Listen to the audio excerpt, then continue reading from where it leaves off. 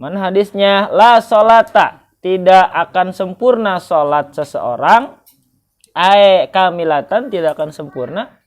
Bi hadrati ta'amin, yang di dekatnya ada makanan. Wala sholata wa huwa yudafi'uhul akhbathani. Serta tidak sempurna pula sholat sambil menahan dua kotoran. Nah, ini juga nih. Jadi ail baulu wal ghaid, yakni menahan buang air kecil dan buang air besar. Jadi termasuk makruh tuh kalau kita sholat sambil nahan buang hadas.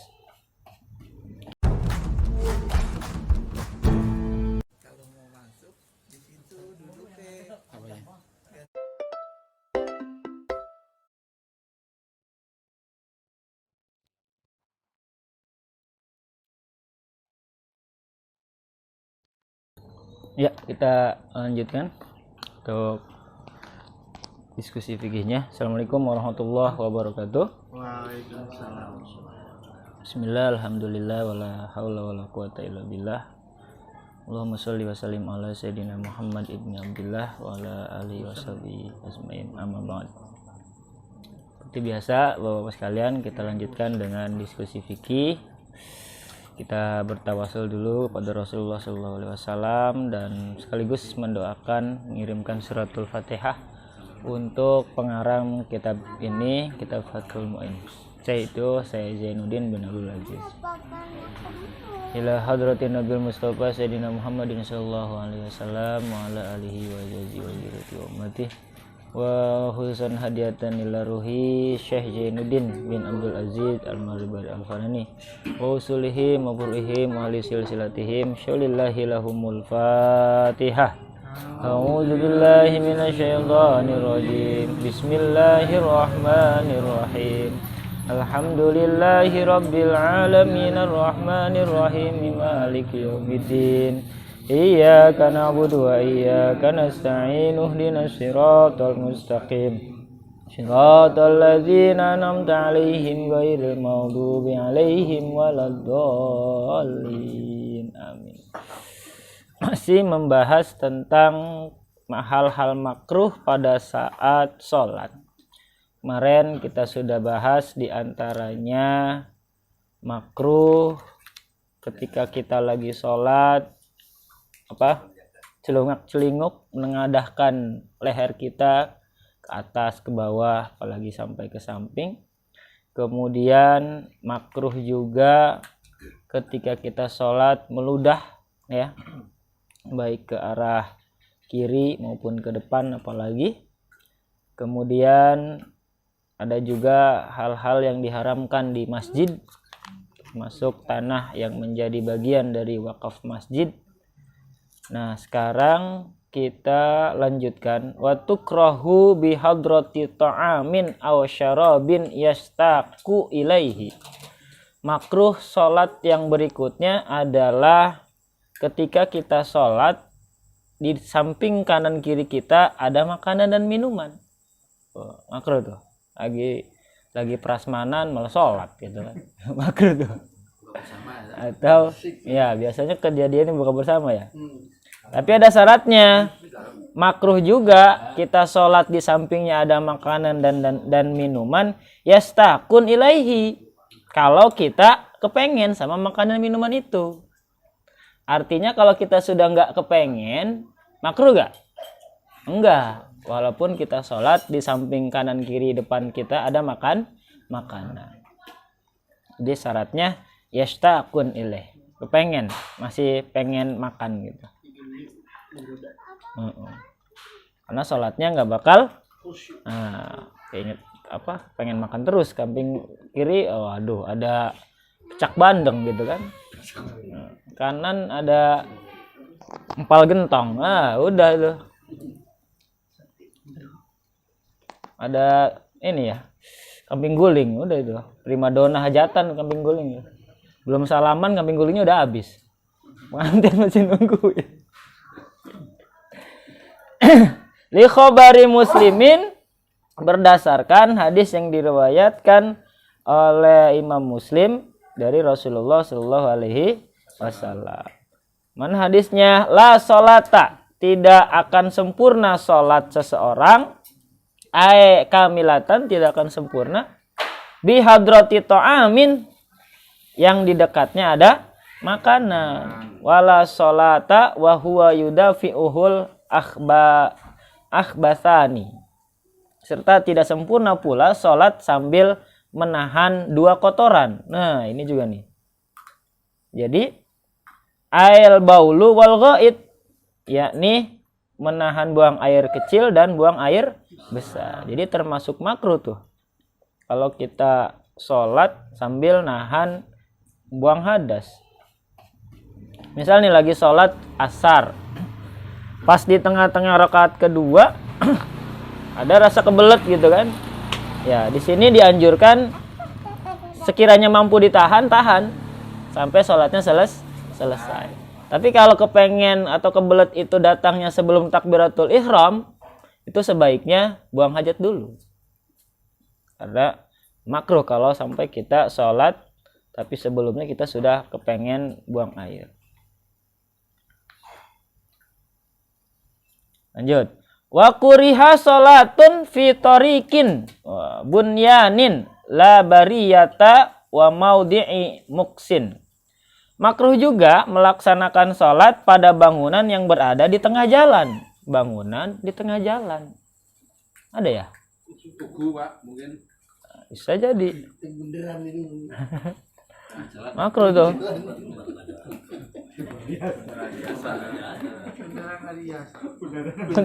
Sholat di situ gitu. Ini agama apa kali ini? Terus kalau di lapangan gimana? Seperti sholat id kan? Sholat istisqa. Nah, sholat gerhana kalau di lapangan labariyatan justru nggak apa-apa. Kalau sholat di lapangan terbuka nggak kena makruh tuh.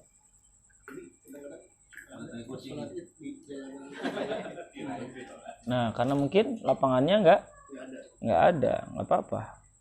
Yang penting semuanya sudah maklum gitu kan. Jangan sampai lagi sholat id, kemarin tuh yang viral itu kan, sapinya lepas, berantakan itu. Jadian kan kemarin tuh viral. Sian itu, sholat idnya nggak tahu diulang apa enggak tuh.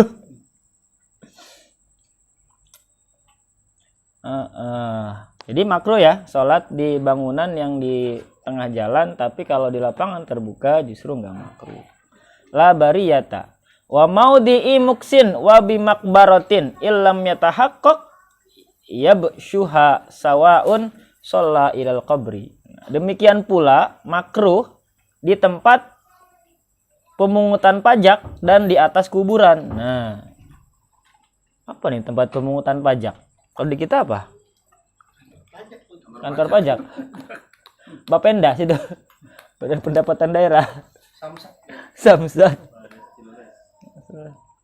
Nah, ada juga sholat yang di atas kuburan. Ini juga hukumnya makruh. Tapi kalau di kita banyak ya masjid-masjid yang depannya itu kuburan gitu, sampingnya kuburan. Allah alam itu. Apakah pas masjidnya itu emang wakafnya buat masjid, setengahnya buat kuburan gitu kan? Tapi di sini dikatakan bahwa makruh sholat di atas kuburan.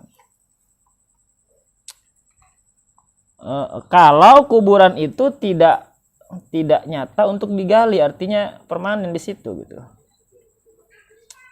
Makruh juga sawaun sholat ilal qabri am alaihi am bijanibihi kama nasu alaihi fil ummi. Makruh pula sholat menghadap kuburan, baik di atasnya ataupun di sampingnya, sebagaimana nas Imam Syafi'i dalam kitab Al-Um. Jadi makruh tuh. Tapi kalau maksudnya makruh di sini mungkin sholat bukan di masjid kuburan, jadi nggak ada tembok lagi gitu. Langsung kita sholat di atas kuburannya atau di pemakaman yang nggak ada musolanya. Kalau memang ada musolanya, terhalang sama tembok musola, nggak jadi masalah. Iya, khawatirnya kenapa makruh pada saat sholat, khawatir yang dalam kubur nyaut, bingung. Bisa ngacir tuh yang lagi sholat ya. Nah, bahkan di sini wa tahrumu sholatu li qabrin nabiyyin aw nahwi waliyin tabarrukan zaman. Bahkan di sini dikatakan haram sholat menghadap kuburan nabi atau waliullah dengan maksud mengagungkannya. Jadi saking kita fanatiknya gitu kan, wah, sholatnya untuk mengagungkan jenazah ataupun orang yang ada di kuburan itu nggak boleh. Tetap sholat itu hanya untuk Allah Subhanahu wa Ta'ala. Kenapa? Karena itu sama dengan kelakuan orang Yahudi dan Nasrani. Sini ada hadis yang diriwayatkan oleh Al-Bukhari. La'anallahul yahudi wan nasara ittakhadhu qubur anbiya'ihim masajida. Allah mengutuk kaum Yahudi dan Nasrani yang menjadikan kubur nabi-nabinya sebagai tempat sholat, tempat ibadah. Kayak apa? Kuil gitu kan, segala macamnya itu.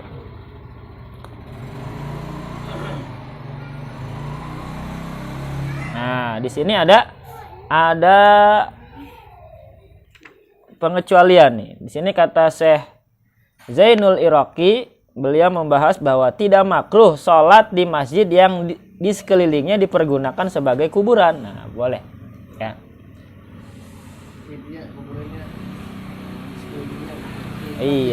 Iya. Makruh justru di sini nih sholat apabila menggunakan pakaian atau tempat sholat yang hasil gosob. Tuh gosob. Mau minjem tapi nggak izin. Itu gosob tuh. Kadang kalau di pesantren biasanya tuh udah maklum tuh biasanya. Kalau sendal satu hilang, yang lain ngerambat tuh. Jadi yang terakhir nggak dapat sendal ya tuh. Apalagi kalau sendal jepit ya gitu, itu udah umum banget. Tapi kalau sendal yang bagus kagak ada yang berani tuh. Takut dia. Kalau hilang gantinya lumayan gitu. Nah, tapi kalau itu kan memang disediain untuk umum, nggak jadi masalah. Kecuali nggak harus, kecuali sarungnya sarung pribadi si marbot. Nah, beda kasus. Lagi dijemur main pakai aja. Minjem dulu, beres sholat pura-pura lupa nggak dibalikin.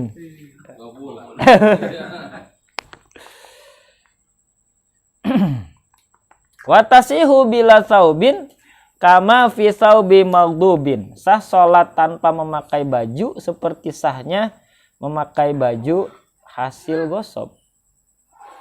Wa kadza in syakka fi ridha malikihi. Yang demikian itu yang haram kalau keridhaan pemiliknya diragukan. Jadi kalau kita sholat menggunakan barang hasil gosok, kalau kita ragu nih sekiranya yang punya ini nggak bakal ngizinin, itu sholatnya haram bahkan di sini dikatakan. Ya, tapi kalau sekira-kira pemiliknya ini kita kenal baik, kiranya kalau kita pakai juga dia pasti ngizinin, itu nggak jadi masalah. Ya. La in zanna bi qarinatin wa fil jaili. Kalau disertai dengan dugaan bahwa pemiliknya ridho dengan adanya tanda-tanda, maka tidak haram sholatnya. Tuh. Jadi kalau pemiliknya ini, si ini mah orangnya baik, minjem apa aja pasti dipinjemin, jadi masalah tuh. Tapi kalau sekira-kira orangnya agak medit gitu kan, yang coba-coba tuh. Orang yang nggak ridho aja, sholat kita hukumnya haram. Yang tadinya kita ngarepin pahala, malah jadi dosa. Sampai sini ada pertanyaan? Ada. Ya, silakan. Itu kalau kita kan misalnya jalan celana pendek terus masuk jadwal sholat ke masjid. Nah, terus kita pinjam ke orang tuh. Kan kita nggak tahu itu sifat orang itu gimana tuh. Pinjam ke orang? Dikasih sama orangnya? Ya, dikasih. Ya, berarti dipinjemin, berarti diizinin. Nah, kan nggak tahu hatinya gitu. Yang penting keluarnya. Yang penting ini ya, biasanya. Kalau Kan Mas tadi bilang katanya lihat tanda-tandanya gitu. Lihat orang itu. Itu kan kalau orangnya nggak ada. orangnya ada lain cerita. Ini kasusnya kalau orangnya nggak ada dan kita kenal tuh orang agak medit gitu. Nah kalau kita minjem sekiranya nggak bakal dipinjemin. Kalau orangnya ada, bang minjem sarung ya. Nih dia ngasih ya udah berarti udah halal buat kita. Walaupun berundel hatinya. Walaupun mungkin di hatinya, nah, dia kurang ridho nggak jadi masalah. Yang penting ya hukum, ya hukum. Yang penting jangan dibawa pulang. Kalau dibawa pulang beda lagi orangnya grundel. Iya. Kayaknya pertanyaan minjem pulang kayaknya. Karena ya kita kan nggak tahu hati orang ya, nggak bisa diukur gitu, nggak bisa diukur.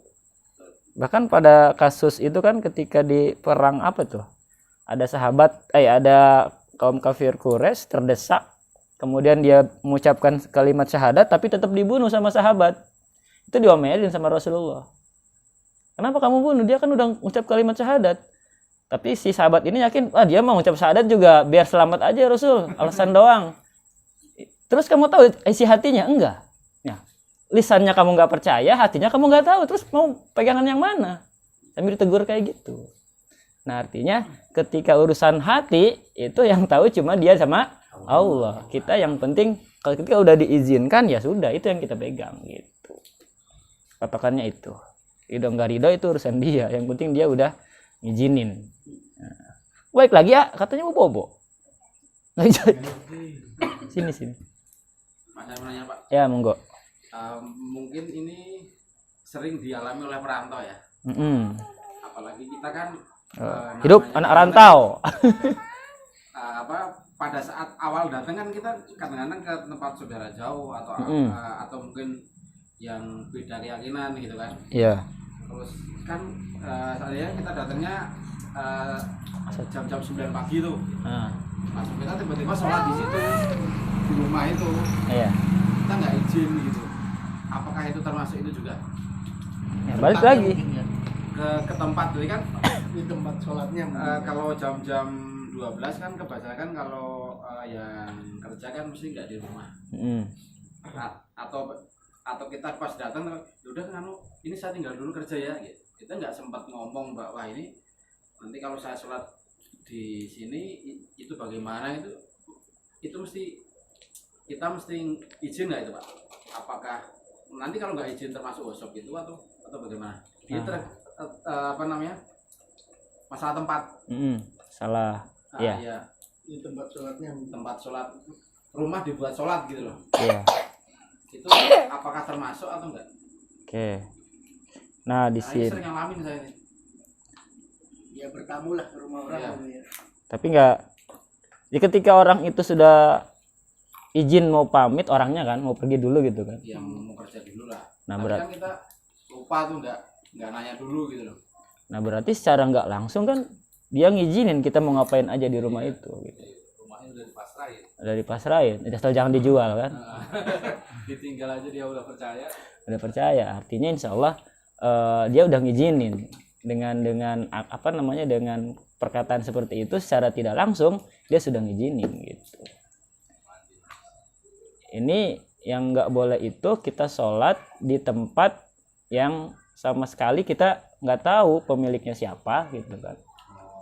Nah, tuan rumahnya siapa, kita main sholat aja, tiba-tiba pemiliknya datang, pemiliknya nggak ridho, nah itu yang jadi masalah. Sholatnya harus diulang. Itu namanya sholat di tanah yang gosob. Nah, di sini ada juga tuh kata Imam Zainul Haq, haram sholat di tanah yang digosob. Maksudnya tempatnya tadi tanpa izin tadi. Itu.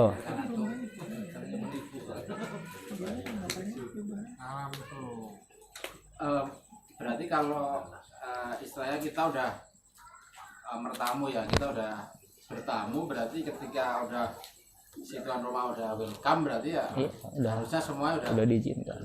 Udah diizinkan. Apalagi kan itu ibadah. Apakah kita mesti ini enggak permisi dulu enggak? Saya mau sholat. Nah, kalau ada orangnya dan kita ingat sebaiknya permisi. Lebih afdol, lebih utama. Tapi ketika dia sudah menerima, artinya dia sudah tahu kondisi kita muslim segala macam, jadi masalah. Jadi masalah yang salah udah ya. Ayo lagi Pak Rinto.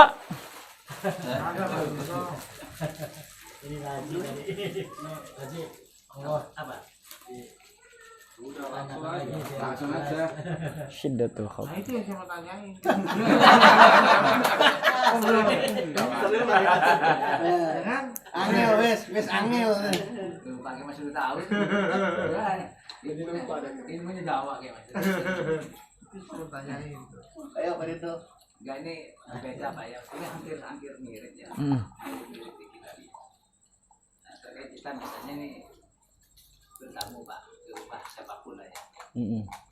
Jadi air minum atau kue itu sudah ada. Terus kita datang, apakah boleh kita itu langsung minum, misalnya tanpa Persilakan. dipersilahkan sama tuan rumah? Gimana? Nah, Ini kalau makanan gitu. ketika sudah dijamukan, disajikan, itu kan tandanya boleh diminum. Sekalipun nggak ada bahasa monggo diicipin segala macam, ketika sudah disajikan, itu secara apa ya istilahnya itu ibarat secara isyarat itu sudah dipersilahkan untuk dinikmati. Insyaallah. Tapi memang alangkah lebih afdolnya lagi sebagai tuan rumah ketika menyajikan itu langsung dipersilakan. Kadang kan ada tipikal tamu yang sungkanan gitu kan. Kalau model Perik sih nggak usah dipersilakan. Tawarin, nyari sendiri dia. Selepan. Yang nggak ada juga cari-cari kayak gitu. Udah dihidang. Saya enak nih. Keluarin kayaknya. Yang nggak ada keluarin ya. Enak nih. Nah, di sini dua pihak harus sama-sama tahu nih. Jangan sampai tuan rumah nungguin tamunya minta gitu kan. Ntar si tamunya juga malu nungguin tuan rumahnya mempersilahkan. Akhirnya nggak ada yang duluan, saling tunggu-tungguan. Nah, bila perlu ya adabnya tuan rumah yang langsung mempersilahkan gitu. Karena sebagai tamu biasanya kalau di rumah orang kan kita sungkan ya untuk duluan gitu. Tapi secara isyarah ketika makanan itu sudah disajikan itu sudah dipersilahkan untuk dinikmati gitu. Iya.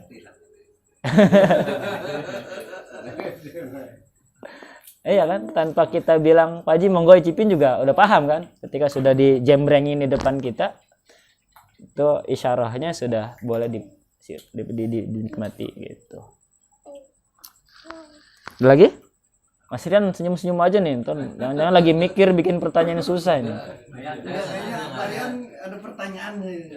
Kayaknya mah proses Hukumnya kalengkong buan isinya rengginang. itu kan nipu.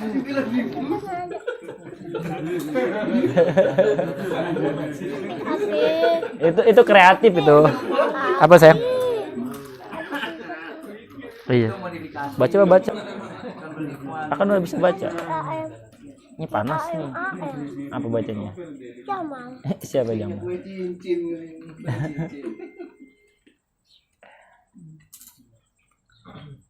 Ada lagi?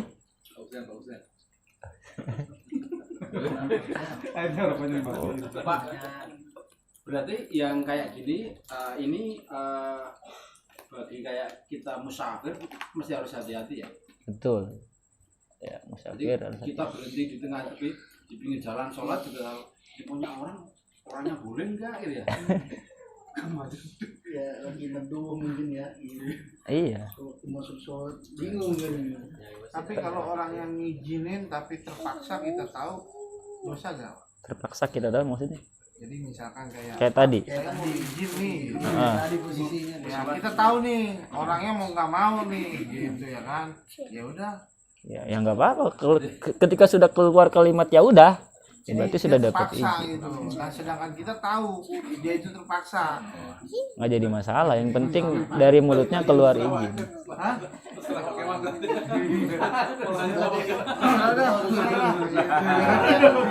mau kalau ikhlas mungkin dapat pahala gitu. Kalau enggak, Itu balik lagi ke dia. Balik lagi ke dia. Kayak Nggak kita. masalah walaupun kita tahu sikapnya gitu ya. Iya. Atau sifatnya kalau gitu yang tadi dibilang kan Mm-mm. mungkin pelit, Mm-mm. Nggak apa-apa. nggak masalah. Nggak apa-apa. Yang penting udah dari mulutnya udah keluar izin tadi. Apa dah, penting izinin. Ya, izin. Mulai komat dah. Langsung koma aja. Iya, emang harus hati-hati apalagi sholat tadi kalau pakai sesuatu yang kita pakai hasilnya gosok nggak jelas nggak izinnya, itu juga hati-hati. Gosok.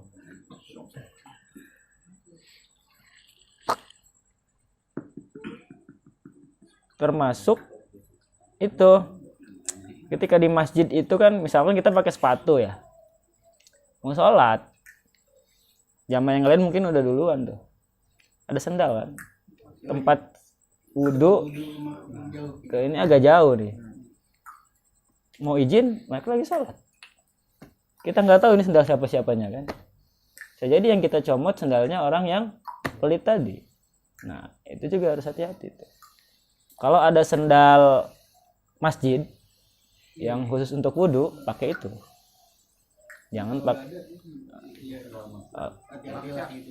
Kalau nggak ada ya kita pakai sepatu ke tempat wudhu, buka sepatunya di dekat tempat wudhu, habis wudhu kita pakai lagi gitu, paksa gitu. nyari aman aja ya. Iya, cari aman. Kita terima dulu. Tapi ada banyak begitu. Iya, Banyak yang gitu. Sepatu pakai sendal siapa? main pakai aja. Pakai aja. Biar nggak basah. Mandi basah. Iya, kadang-kadang begini. Itu kan Dia orang pakai sendal nih ke masjid. Terus dia pakai sendal orang nih. Saking nggak mau basahnya nih sendal. Ini dipakai lagi sama Kan orang. masih orang. basah-basah juga. Basah, gua agak mau basah, ayo basah. Ada yang begitu, ada yang begitu. Dia jengkel dah. Iya, bulan. Basah-basah juga. Siapa nih mas ini? Nanya lagi. Wes, kayaknya besok lembur nih kayaknya. Oh, Thomas udah tumben nih ngajak lanjut.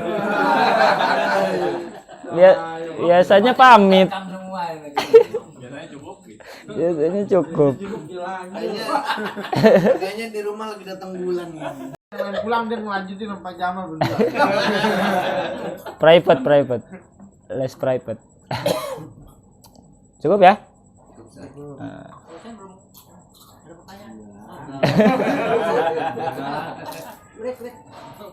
Intinya hal-hal yang dimakruhkan tadi harap hati-hati aja, walaupun nggak sampai membatalkan sholat gitu kan ya, mengurangi kualitas dari pahala sholat kita, maka dihindari yang makruh-makruh tadi, dan yang gosok tadi yang sampai ngerusak pahala sholat kita itu juga dihindari baik-baik. Itu aja, mudah-mudahan bisa dipahami dan bisa diamalkan untuk menambah kualitas ibadah salat kita. Faslun fi ab'adis shalah summa qal wallahu a'lam bisawab. Assalamualaikum warahmatullahi wabarakatuh. Waalaikumsalam warahmatullahi wabarakatuh.